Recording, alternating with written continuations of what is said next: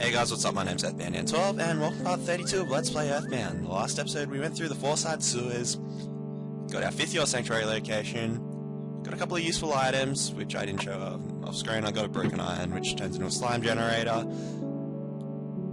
off screen, and I got a few levels off screen as well. But in this episode, we're going to be we're not actually going to Scaraba like I promised, because there's still one more your sanctuary location we can get. I did tell you they were packed pretty tightly together, but first time we've had one of these photography guys come down for a little while. I don't really like you, but I'll let this one slide because I don't remember the last time this actually happened, and what the fuck is going on there? So he goes and spins off into happiness, and I'm happy, we're all happy.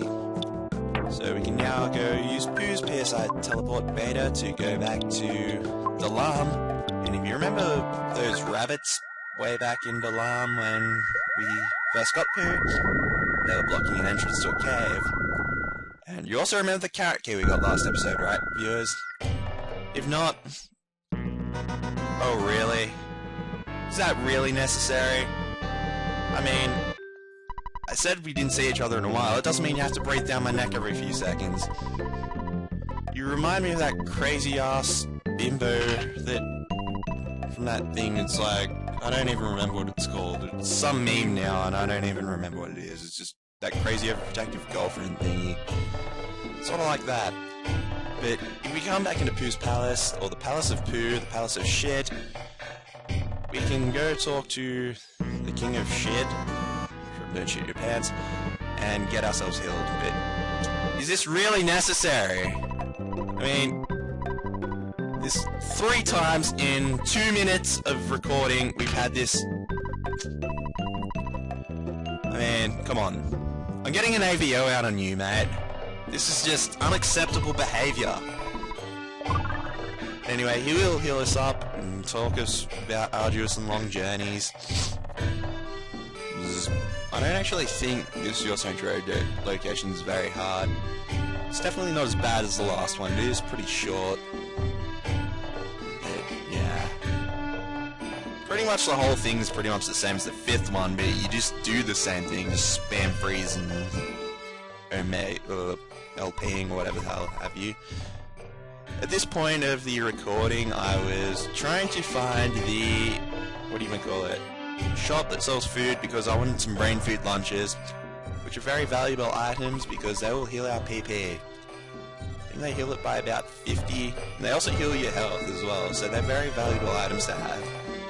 Especially if you like me and not dislike abusing glitches, unless absolutely necessary, or just to show it off in an LP circumstance. For educational purposes, if people want to abuse them. But generally, I'm not really a huge fan of glitch abuse, because, especially in this game, because it breaks the game to high hell. And this game is pretty easy as it is. Yeah, the brain food lunches are $800. And just sticking with Pooh because he has a whole bunch of them, and I'll meet you guys back in a second when I fill his inventory up. Excuse me. Okay, we filled up Pooh's inventory with brain food lunches.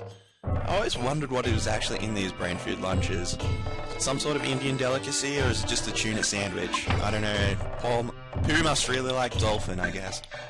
Because the food works okay on him, and he doesn't like Americanized food. But really, I don't really understand the whole no dolphin in our tuna products. Do they accidentally use dolphin in their tuna meat when you buy those cans of tuna at the store? Nonetheless, this is Your Sanctuary Dungeon number 6, Pink Cloud, or whatever the hell you want to call it. A lot of enemies here like to use PSI Thunder, so it's a good idea to put the Franklin badge on whoever you feel is most important to keep alive. I usually just keep it with Paula or Jeff. These Thunder Mites go out pretty easily. Just use a... PSI Freeze Beta should pretty much do the job on them. They aren't very hard at all. You can go up that rope and progress through the dungeon, but I want to get something which is probably considerably a very valuable item. I'll leave this fight in just because I'm talking over it or whatever. Again, just use PSI Freeze, Beta, they go down in pretty much 0 seconds flat, and they get one hit. I mean, why don't we just insta-win or whatever, but I guess they go off the bash lightning, and even then it'll probably still kill the Thundermite when I think about it.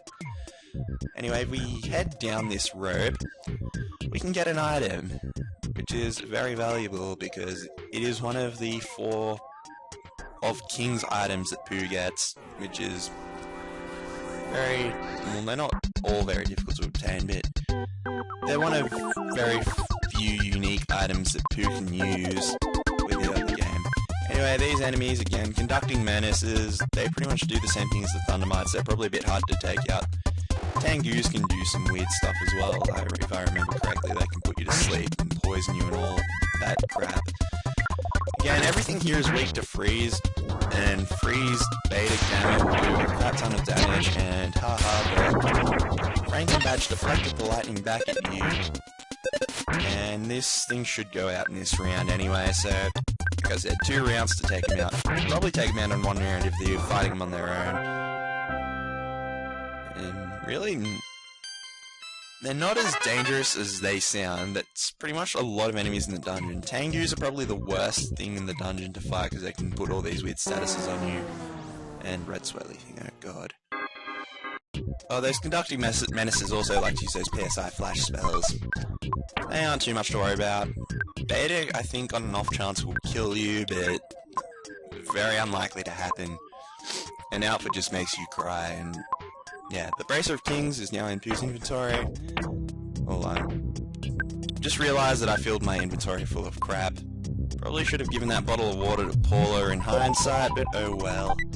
That was just sort of me being stupid and not paying attention, which I tend to do a lot when I'm playing RPGs, if you haven't already noticed that. We'll give that Bracer of Kings over to Pooh, and we'll just equip it with him, and he'll get a good, I think it's 30 boost. We'll find out. Past self, please. Go to equip, thank you. Yeah, I'll go up from 59 to 89, it's 40 defense actually, so that's pretty good. Considering Pooh's considerably frail at this stage of the game. Okay, Kiss of Death. These things like to poison you. I don't consider them too much of a threat otherwise, but I don't know, take care when using them. Make sure you have enough PSI on Ness, or PP on Ness, to be able to use healing Beta if the tongue comes up, because it will be unpleasant dealing with poison, because that is pretty serious. Because you'll cop about 18 to 20 damage randomly, and before you attack every single time, especially if you get someone like Paula or Pooh, you sort of need to get through this dungeon alive. Excuse me, my throat's clogging up a bit. With the Kiss of Death, they go down rather quickly. Notice a lot of these enemies are quite frail, but they can be quite damaging, especially if they start spamming PSI Thunder on the wrong person. But that can work to your advantage if you use the Franklin badge, as you already know. And what am I doing here? I think I was showing off the brain food lunches. Yeah, because my PP was running out, yeah. It was quite a considerable amount of PP. I think that was more attributed to the actual fact that you use the jar of deli sauce with it. Anyway, I'll meet you guys out at the entrance. I don't think you want to watch this. No, it doesn't really matter anyway, we're back through here. Oh yeah, I was trying to avoid an enemy when I went outside. Alright, so now that we can actually gotten that Bracer of Kings, and we've wasted a lot of time doing so, we can actually progress with the proper dungeon. I'll leave this fight in anyway. I've also noticed that if you want to use PSI Gamma on the Tengus, it's probably more advisable to do so because they'll take care of them a lot quicker and you don't have to deal with their various shenanigans of trying to poison you and...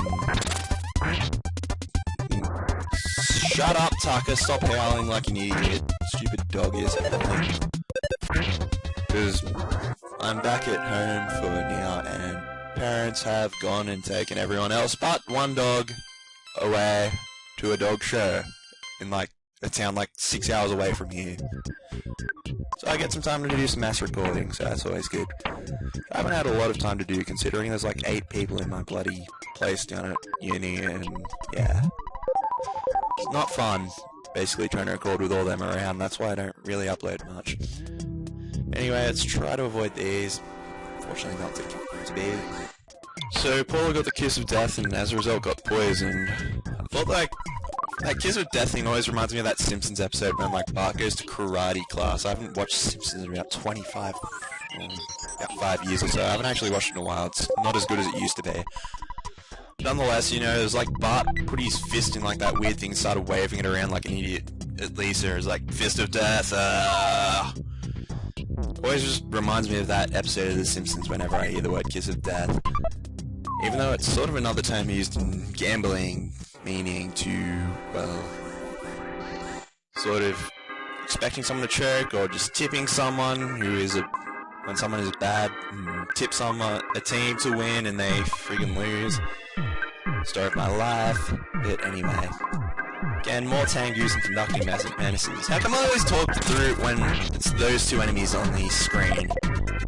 It's just bizarre. Not really, it's bizarre. It's just weird. I always find myself talking, and there's always one conducting madness and one Tengu. I mean, go back through the episode and count how many times I've done that today during this recording session. Anyway, we're down at your Sanctuary boss. If you followed the path previously, when you go down that first hole, go to the hole on the end, otherwise you'll end up back at the start of the dungeon, and that's not very fun at all. And I'll just shut up for a second.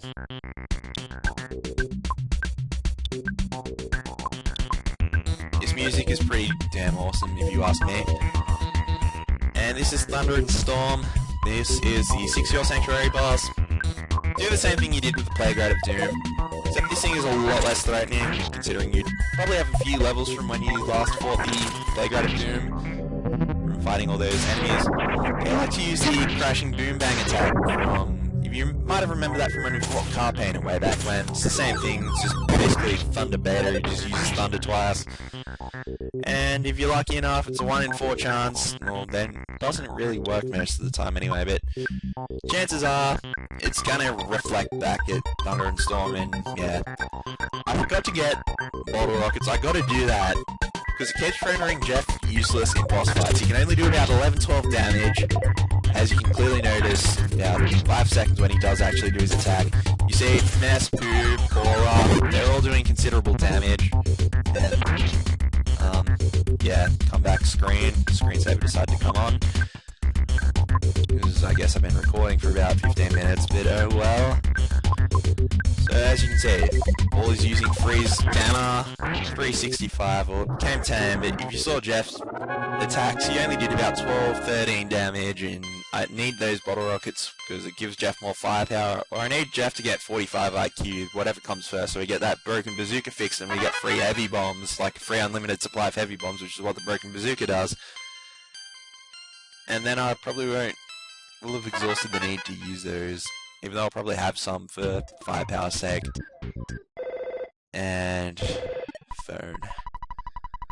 I mean, Dad, I'm trying to save the world, and you just ring me just straight after I just kill a friggin' your Sanctuary boss. Not cool. Not cool at all. Anyway, come out here. The melody continues.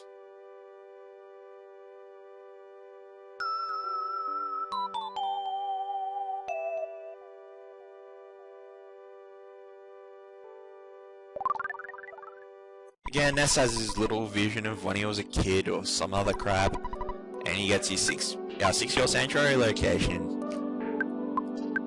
And we can listen to the soundstone, because we haven't done that in a little while. I don't think we've actually done that since a little bit steps. The little melody is coming along nicely. There's only 2 more Your Sanctuaries left. A little bit to go. Next episode we're going to be going to Scaraba, just so we all know, because I'm running out of time. So thank you all for watching, and I'll see you guys then. Bye.